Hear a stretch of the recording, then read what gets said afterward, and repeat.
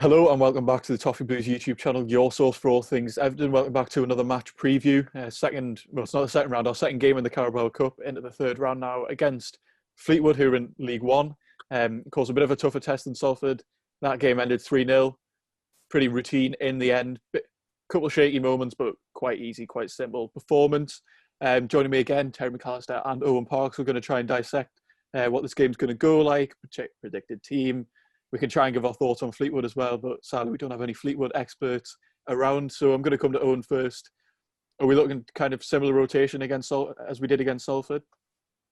Yeah, I would play the exact same team, to be honest. Maybe it depends though, because I feel like this will be a lot tougher than Salford. I think Salford, as soon as the first goal went in, it was just, if we got a second, it would have been a lot more than three. We would have got a second straight after the first. I think this game now, I think it's at Fleetwood. I think they'll make it difficult for us. I think Joey Barnes done a decent job at Fleetwood. I think they got to the playoffs last season. Obviously, Wycombe beat them, but I look at them and I think they might give us a bit of a game. I'm not really too up on some of their players, but I think, nevertheless, I think they'll look at Everton and think we can beat these. I think if we get an early goal, though, like I say, most games in the Premier League, I think, well, even in the Cup now, I think we should go out and win the game. But I think it'll be much tougher than Salford, and it'd be nice to get through. But I feel like it'll be more demanding of the group than Salford.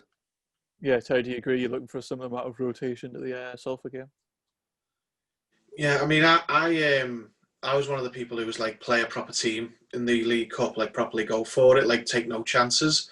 But you know, Carlo's come out and said, hasn't he, that we're going to use this cup to rest the squad, and just going to have to accept that. You know, we should, same as last game. You know, that's only Evertonian nerves that make us feel like that, like because we've had bad experiences in the past.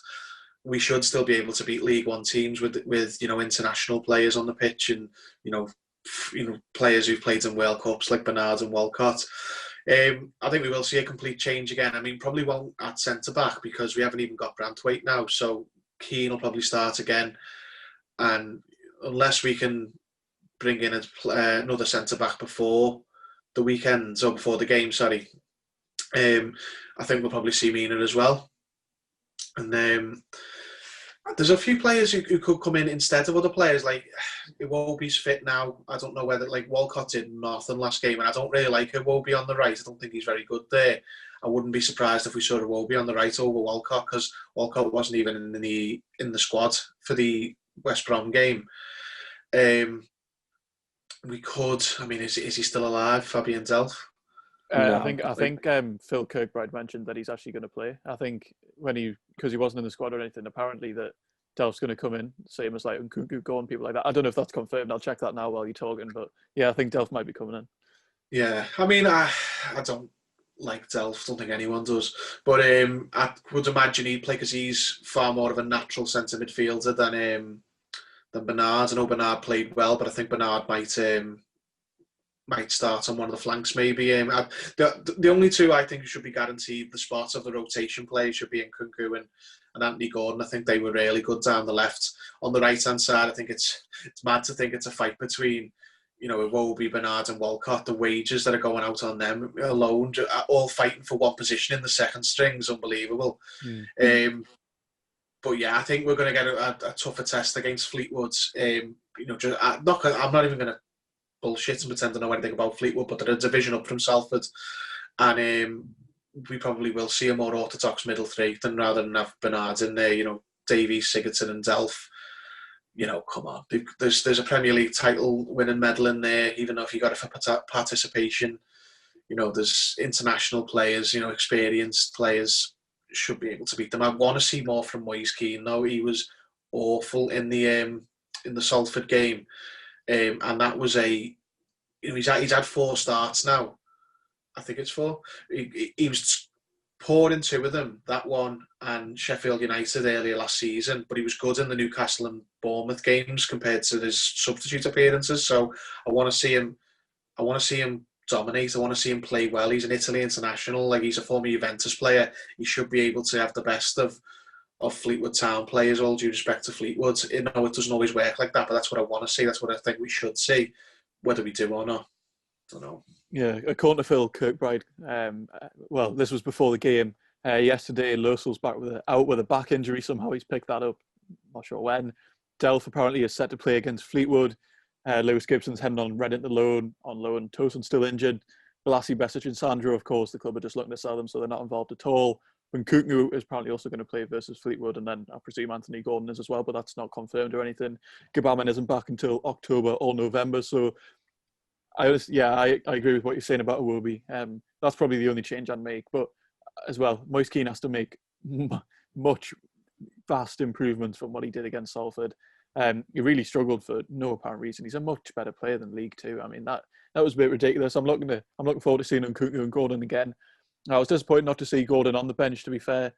I'm not sure how much of a difference it would have made. It's not like we needed him in the end, but it's always good experience. I was a bit disappointed not to see him, but I guess if Ancelotti didn't think he was going to have to use him at any point, there's no point in bringing him, I guess. Iwobi I want to see because he's going to need his match fitness. He of course, hasn't played the first two games, only played a bit of yesterday's game. Something that we could definitely talk about as well, because the Fleetwood side are a lot more settled. I understand Salford, they had signed, well, I think there's one player left from in the past two seasons. So obviously, season before last, they got promoted from the National League, and they've changed all their players bar from one. So that wasn't a settled squad at all. It was a very new squad. They hadn't played much together. Owen, do you think this is going to have much bearing on it? Of course, Fleetwood are going to be a lot more organised. They know each other a lot better than the Salford team did. Yeah, and I think another thing that we're really underestimating here is Joey Barton's ego. He would love to beat a Premier League team, especially Everton, just to say, oh, what a great manager he is. I think we're really underestimating that outside impact there. But Everton should beat Fleetwood, no problem.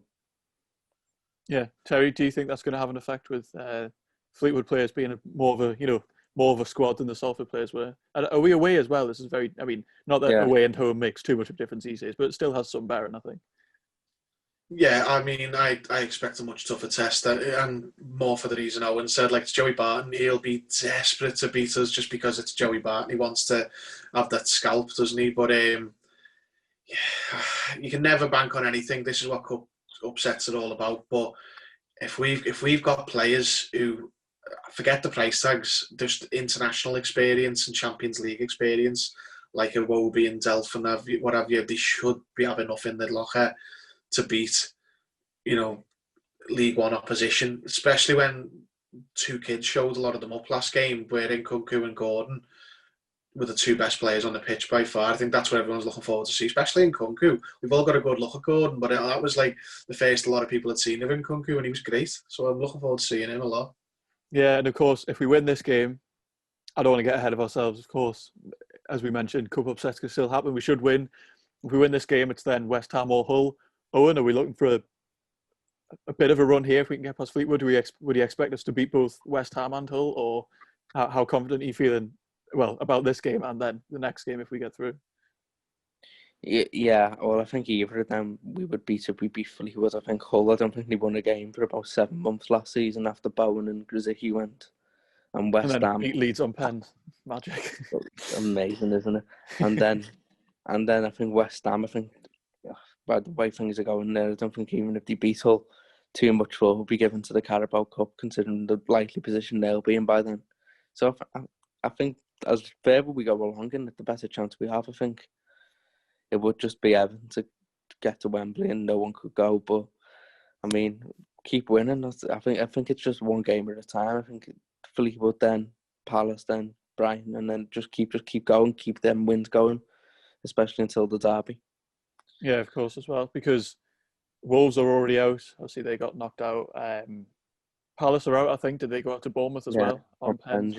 Of course, Leeds are out, and I mean, yes, but I never like us playing against teams like Leeds, especially in cup competitions. The more aggressive sides. But Terry, are you confident for the next couple of games? If we can win this, are you then confident about the next round? And then, who knows after that?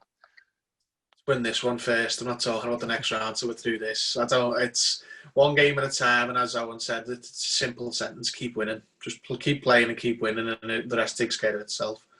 Yeah. So just to round off, any predictions? Owen, you got any predictions? Um, I think it'll be. Oh, I don't. I think I'm going to go 2-1 Evan. I was going to say 1-1 and we'll win on pens, but that would be negative. Of course, Owen, the man who brought us the no one have any shots on target in the Spurs game. Of course, that was a legendary prediction. But we obviously overperformed my expectations. Terry, any predictions? I'm going to go with same as the last round, 3-1. Yeah, all right. I'm going to go 2-1 as well. I think it's going to be a much tougher test, as we've mentioned. I'm less confident that we are playing against Salford, but as Terry's mentioned, I mean, yeah, we can rotate the squad massively. They're still all a lot better than League One at the end of the day. Sigurdsson should be coming in. He should be that calm head, allegedly, because obviously we'll play a couple of youth players. I'm excited to see Nkunku and Gordon back in the side. That was a good link-up that maybe one day we'll see in the Premier League. But as we've mentioned, very frustrating that probably our two best youth players at the moment are coming in positions where quite sorted in, quite strong. In terms of centre-backs, I'm slightly concerned because, of course, Gibson is off to Reading, so that's probably going to be completed in a matter of days.